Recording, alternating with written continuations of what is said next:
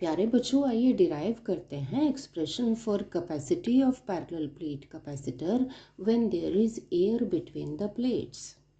ये parallel plate capacitor है। ये इसकी दो कंडक्टिंग प्लेट्स हैं, एक्स और Y. A is the area of each plate and D is the distance between the plates. Suppose हम प्लेट एक्स को plus Q units of charge देते हैं। By electrostatic induction minus Q charge appear हो जाएगा इसके inner side पर और plus Q charge appear हो जाएगा इसके आउटर साइड पर, जो कि फ्लो कर जाएगा ग्राउंड में जब हम इसको ग्राउंड कर देंगे। तो अब ये दो प्लेट्स हैं जिनके कि एक पर पॉजिटिव चार्ज है और दूसरे पर इक्वल नेगेटिव चार्ज है। हमने पढ़ा था कि अगर दो प्लेट्स हों इक्वल और अपोजिटली चार्ज्ड और जिनके एक साइड पर चार्ज हो, तो इलेक्ट्रिक फील्ड सेटअप हो जाता है बिटवीन टू प्लेट्स, जिसकी की इंटेंसिटी है sigma over epsilon not, where sigma is the charge density of on either plate. तो ये फील्ड जिसकी की डायरेक्शन है फ्रॉम पॉजिटिव टू नेगेटिव और इंटेंसिटी है sigma over epsilon not volt पर मीटर। ये यूनिट कैसे आया? सिग्मा चार्ज डेंसिटी चार्ज पर यूनिट एरिया, यूनिट होगा कूलम पर metre square. Absolute permittivity of air epsilon not का यूनिट कूलम स्क्वायर पर न्यूटन पर मीटर स्क्वायर। ये एक कूलम कैंसिल हो जाएगा, इसको हम ऐसे लिख लेंगे कूलम। न्यूटन को हमने ऊपर लिख लिया न्यूटन पर कूलम। इसको मल्टीप्लाई कर दें मीटर से और डिवाइड कर दें मीटर से। ये न्यूटन यूनिट है फोर्स का, न्यूटन मीटर हो गया वर्क या एनर्जी का, तो एनर्जी का unit joule, newton metre is equal to 1 joule, joule per coulomb. इस मीटर को ऐसे लिख लिया। जाउल पर कूलम होता है इलेक्ट्रिक पोटेंशियल या पोटेंशियल डिफरेंस का unit. Joule per coulomb is equal to volt, तो ये वोल्ट पर मीटर। अब ये एक्सप्रेशन हमने डिराइव किया था ये कंसिडर करते हुए कि ये प्लेट्स जो हैं वो इनफाइनाइटली लॉन्ग है। अब इनफाइनाइट तो रिलेटिव टर्म है। हम क्या करते हैं, हम कंसिडर कर लेते हैं plates of large size separated by very small distance, that is a is very very large as compared to d square। तो लार्ज साइज्ड प्लेट्स कंसिडर करके ये फॉर्मूला वैलिड हो जाएगा।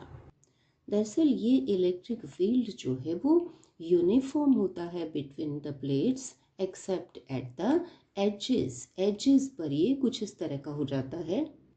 एजेस पर फील्ड डिस्टॉर्ट हो जाता है, सराउंडिंग स्पेस में ये इस तरह से एक्सटेंड हो जाती हैं लाइंस। इसी तरह से दूसरे एज पर, इसको कहते हैं फ्रिंजिंग इफेक्ट या एज इफेक्ट।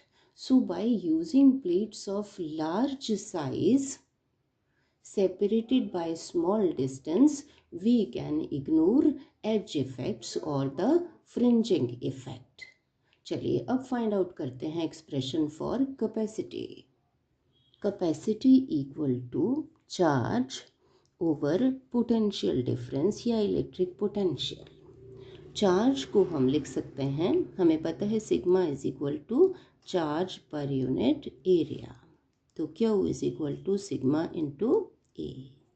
तो चार्ज को हमने लिख लिया सिग्मा इंटू ए। अब V को क्या लिखें?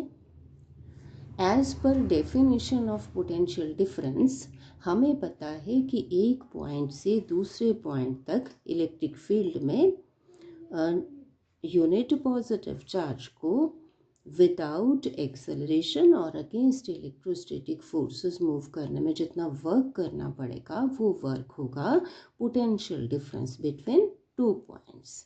यहाँ पर दो प्लेट्स के बीच में एक्स और वाई के बीच में पोटेंशियल डिफरेंस की बात है।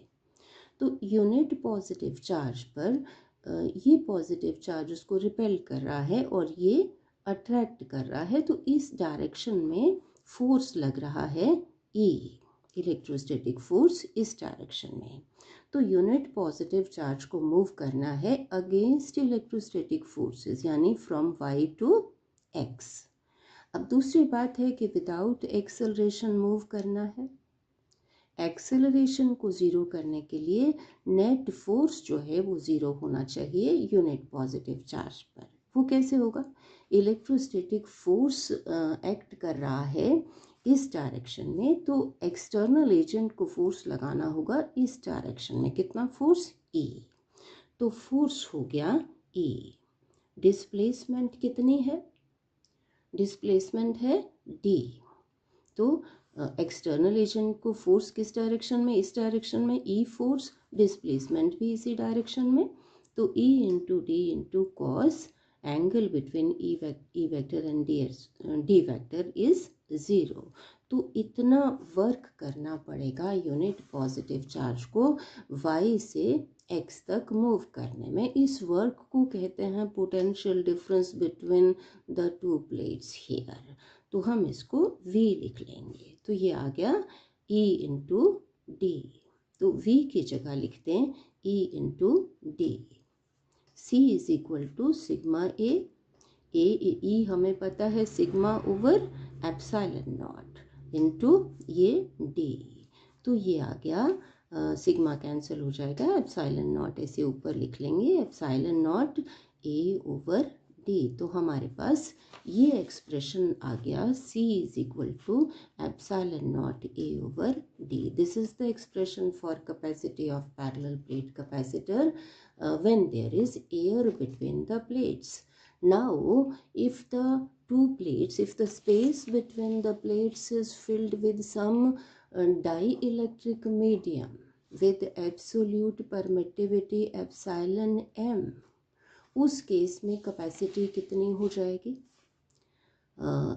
एप्सिलॉन नॉट की जगह epsilon m into A over D।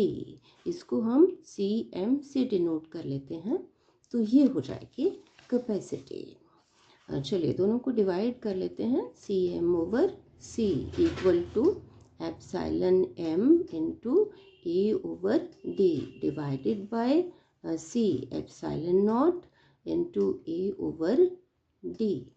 तो ये आ गया epsilon m over epsilon naught, ratio of absolute permittivity of medium to absolute permittivity of air or free space. This is epsilon r, relative permittivity of the medium। CM कितना आ जाएगा? Equal to epsilon r into ये C इधर। मतलब कि अगर medium हो plates के बीच में तो कितने टाइम्स हो जाएगी कैपेसिटी? एप्सिलॉन r टाइम्स हो जाएगी। तो final result CM is equal to epsilon r into C की value epsilon naught into A over D। चलिए आप डिस्कस करते हैं कि किन किन फैक्टर्स पर डिपेंड करेगा capacity of parallel plate capacitor. Capacity of parallel plate capacitor depends upon A, area of the plates. C is directly proportional to A. A ज़्यादा होगा तो capacity ज़्यादा होगी। Capacity is inversely proportional to distance between the plates. जितना कम distance होगा उतनी ज़्यादा होगी capacity. And capacity depends upon the permittivity of the medium. So, bachcho, I am sure you have followed. Thank you.